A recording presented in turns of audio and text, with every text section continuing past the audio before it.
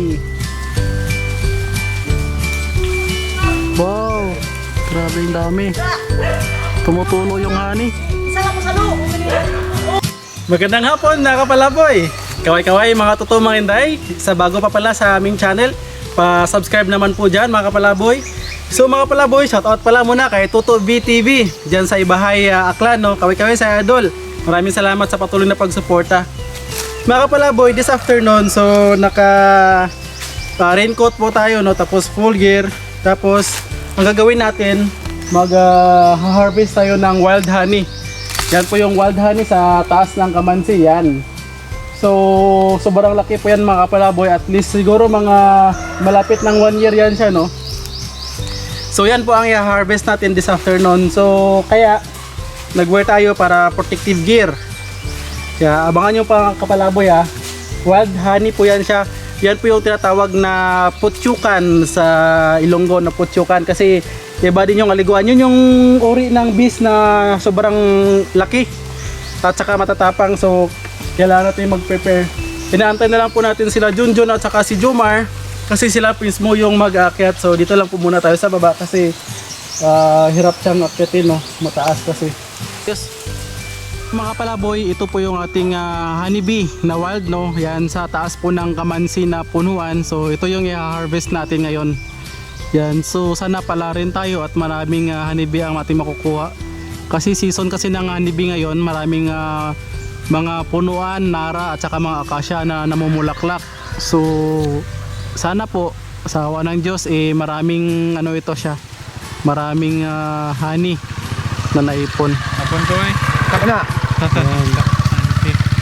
So ito po sila mga palaboy. Color white po yung ating mga honeybee. Yan. Yan sila, oh, yan. Color white. Yun, gumagalaw sila, oh. Yan. So, sana pala rin tayo at marami tayong ma-harvest ngayong hapon. Grabe, sobrang dami nila, oh. Panalo. Wow. Ating taga-harvest. Yan. Si Junjun ang aakyat. Yan, si Junjun yung nakablo. Siya yung aakyat sa ating honeybee. Yan, on dyan sa taas. Simple Jessa at saka si Paring Jomar. Yan, ito yung ating pausok yan, Mar, umaya. Yan, so ito na yung pampausok natin ng honeybee. Yan, later. So dalawa.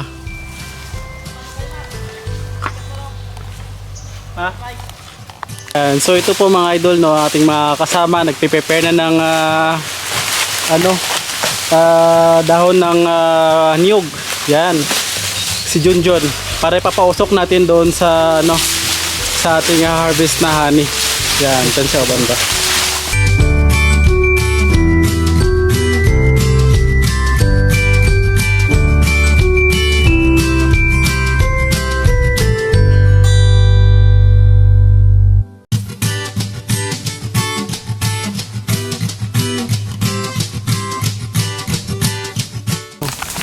Yan, simulan ng pausukan natin yung ating honeybee.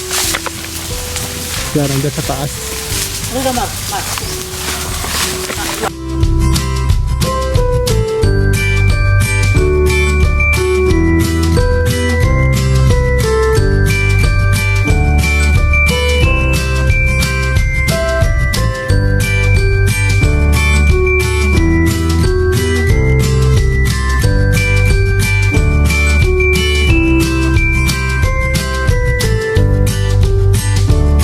So yan mga kapalaboy, no?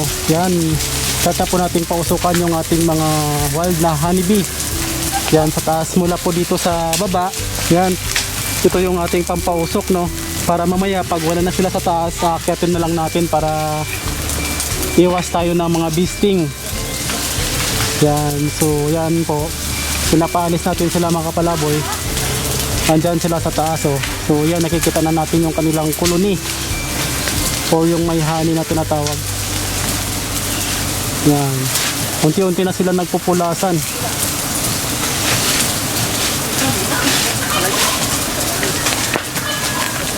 Yan, so nag-aalisan na sila mga palaboy. Ilan na lang yung natira nating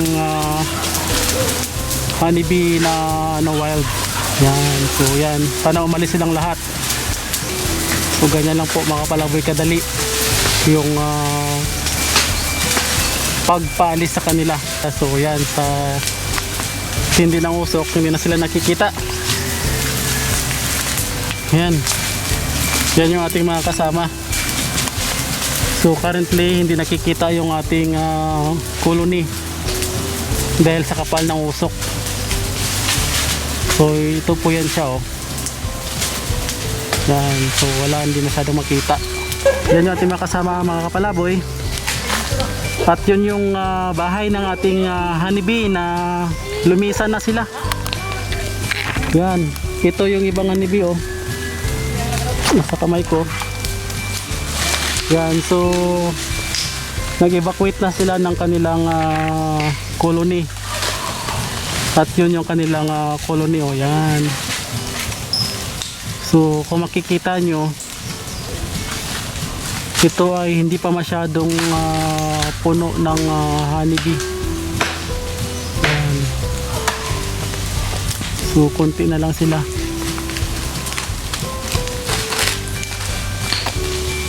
Yan.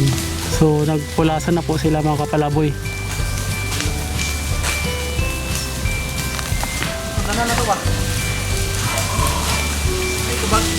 Yan, so wala nang may natira, konti na lang.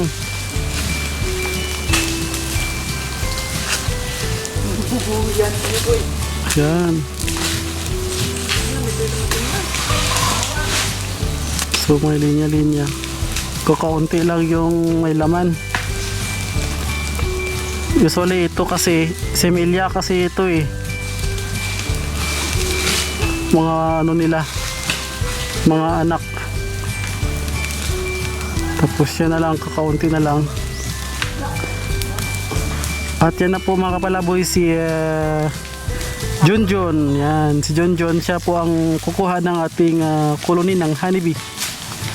Yan, hinakit na po ni Junjun para kunin yung iniwan ng mga honeybee. Yan. Sana pala rin tayo at marami tayong makuha.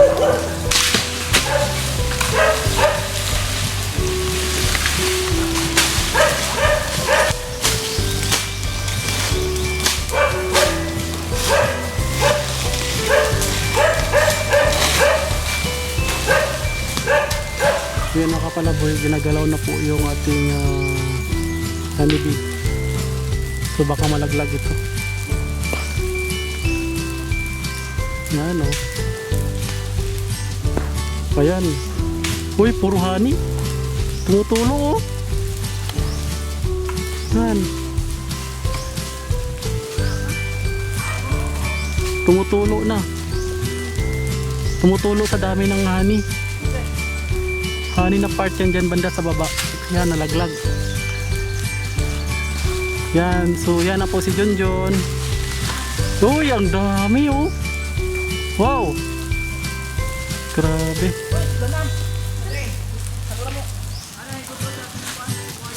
Grabe, ang dami. So wow. Yan.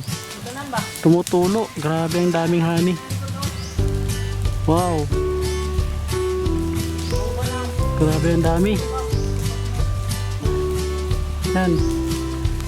So ito ating mga kasama, nagpe-prepare ng sako para i-catch yung honey na galing sa taas. Yan. Yan. Yan, yan, malalaglag na, malalaglag. Wow. Oops. Yeah. Catch. Perfect. Isa pa. Yan. Yan. Wow, puro honey oh. Pag nakita nyo yan mga kapalaboy, puro honey talaga. Wow. Whoops. Oops. Hindi na catch. Unti-unting bumabalik yung mga ano natin, mga honeybee.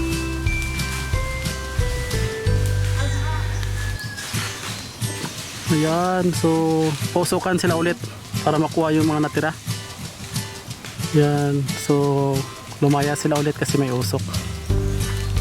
Grabe tumutulo yung ating mga honeybee. Oh. Yan, sa dami. So yan na mga kapalaboy. Oh. Yan.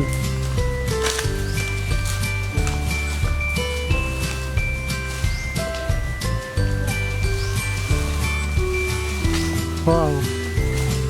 Yan, si paring Jomar. Yan, magre-rescue siya. Para umakyat. Yan. May panibago ulit. Yan, ito ang catch ulit. Yan. Grabe yung usok.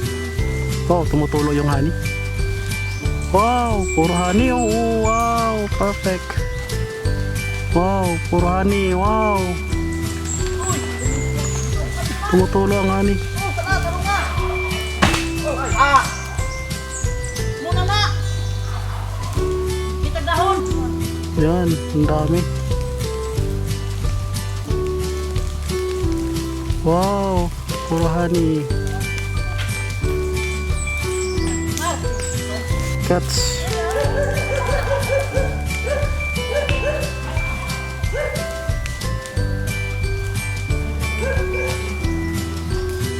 Yan, dyan na part yung napakapal ang honey.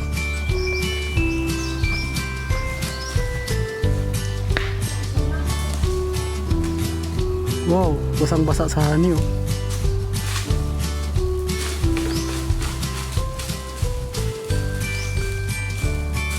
Wow, honey.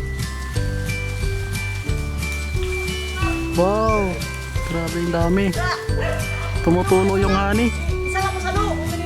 Oh. Wow. Ay, tanong nga. Wala yun. Ito na ay, paano na ay? Yan. Pagpano dito sa pagana.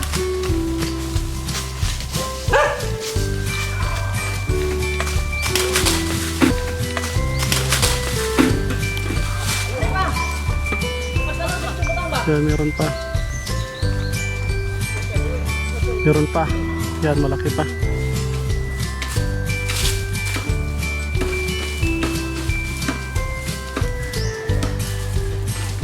Wow. Oh, puro honey. Catch. Kunti na lang. Yan.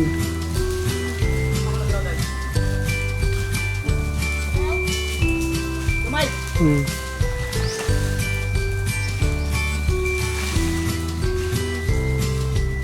Yan. So mga palaboy, ito na yung ating nakuhang honey. Yan. Bali ito sila. Ito yung bahay nila, no. So dito yung mga eggs at saka yung mga tinatawag na larva. So dito pag makita nyo, mga larva po ito siya na part. Yan. Yan, ito yung magandang ipakain sa mga manok. Yan. Tapos, ito na yung ating honey na nakuha mga kapalaboy. Yan, ang dami. Uy, sulod ng trip. May bangal. Yan. So, ito pa.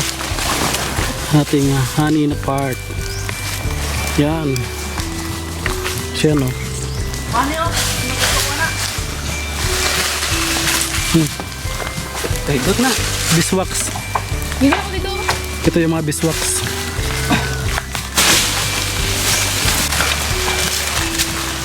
At ito na mga kapalaboy ang ating nakuhang honeybee. Yan. Isang labador. Honeybee. Yan, ang atang harvester. See you, John. Kamusta, John? Kamusta? Nakagat ka ba? Ha? Nakagat ka? Hindi. Walang kagat kahit isa?